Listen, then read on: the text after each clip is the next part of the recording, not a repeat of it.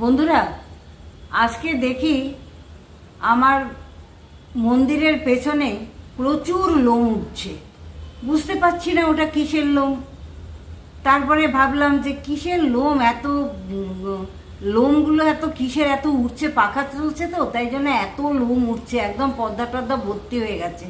আজকে একটা ভিডিও বানাতে যাব ঠিক করলাম, তারপরেই দেখি এরকম। তারপর দেখি মন্দির সরিয়ে দেখি তোমরা তো আগে দেখেছো আমার দুটো খরগোশ আছে, খরগোশের দেখি ওইখানে বাচ্চা দিয়েছে মন্দিরের পেছনে। সেই বাচ্চাগুলো দেখো, তোমাদের দেখেছে। আর ভিডিও করা হলো না আমার, এই দেখো না, বাচ্চা নিয়েই আমার সময় কেটে গেল।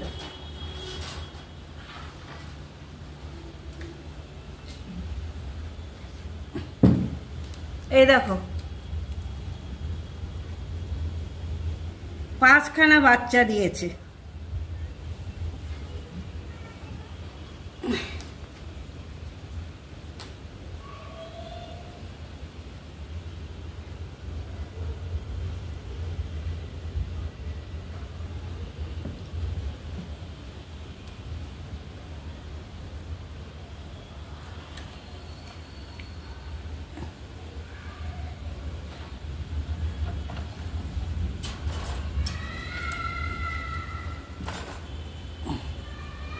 দেখো 5খানা বাচ্চা। আমার ছেলে স্কুল থেকে এসে, আমি তো ভয়ে আমি কি করব বুঝে উঠতে পারছিলাম না, কি করে দুধ টুধ খাওয়াবো।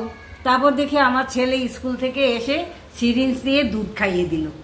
তারপর দেখো এখন 2-3 ঘন্টা হয়ে গেছে, দেখি আমি একটু চেষ্টা করে আমি পারি কিনা খাওয়াই। তোমরা দেখো কি করে খাওয়াতে পারি। এরা তো মায়ের দুধ দেখছি খাচ্ছে না। তারপরে যাদের কাছ থেকে নিয়ে এসেছিল এই খরগোশ দুটো, তাকে জিজ্ঞেস করা হলো কি করা যাবে এখন। তখন বললো যে মায়ের দুধ যদি না খায় তাইলে ওই দুধের সঙ্গে জল মিশিয়ে তারপরে সিরিঞ্জ দিয়ে খাওয়ানোর জন্য। আমি চেষ্টা করছি, আমার ছেলে তো খাইয়ে দিয়েছিল তখন, এখন আমি একটু চেষ্টা করছি দেখি পারি কিনা।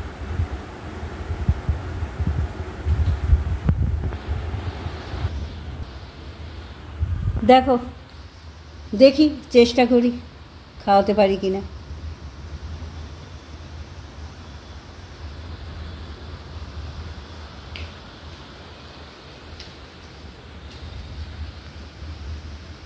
ওই হাকর,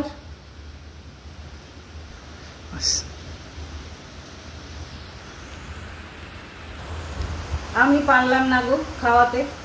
ওই আমার ছেলেকে বললাম তুই খাইয়ে দে, আমি বাবা পারছি না, এত ছোট তো ধরতেই পারছি না ঠিক করে।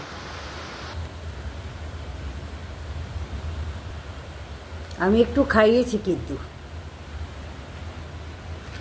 মায়ের দুধটা যদি খেত তাহলে অসুবিধা হতো না।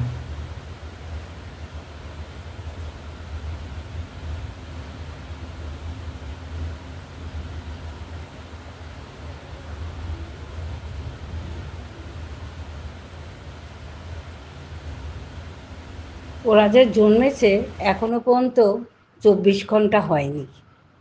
ওরা কীরকম বুঝিয়ে দিচ্ছে যে ওদের খিদে পেয়েছে, কীরকম খাবার আগে ছটফট ছটফট করছিল। যেই ছেলে খাইয়ে দিল কী সুন্দর শুয়ে ঘুমিয়ে পড়লো 5 জনেই। টাইমে ছেলেকে বললাম একটা তুলো দিয়ে চাপা দিয়ে দে, ওরা এখন ঘুমাচ্ছে। ও আরেকটা কথা বলতে ভুলে গেছি বন্ধুরা, এরা এরা বলতে ওই খরগোশের যে বাচ্চা 5টা, এদের কি নাম রাখা যেতে পারে সেগুলো যদি তোমরা কমেন্ট বক্সে জানাও তাইলে খুব খুশি হব।